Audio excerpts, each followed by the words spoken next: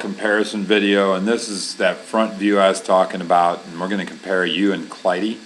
And I want you to kind of see how differently you guys are pulling water underneath your body and how differently you use your elbows.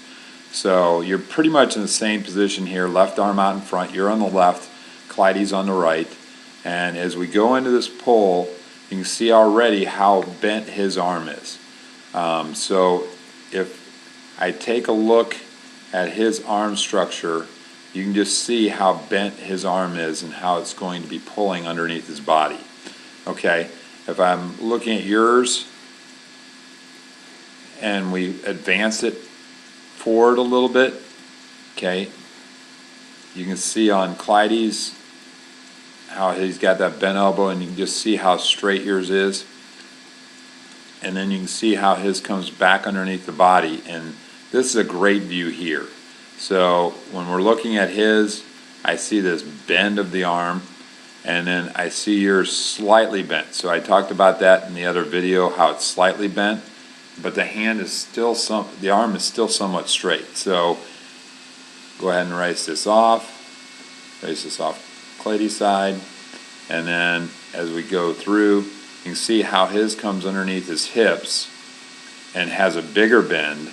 And then you can see how straight your arm is underneath the body.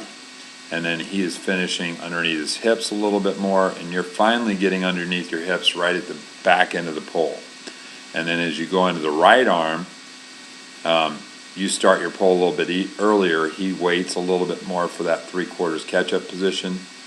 But you can see how wide yours is and how bent his already is and how his is in front of his body.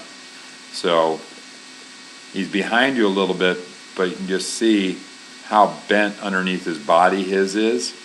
And then you can see on yours how straight and wide that pull is. So we got to get you to bend that elbow a little bit more and pull underneath your body a lot more, like what you're seeing on the right side of the screen.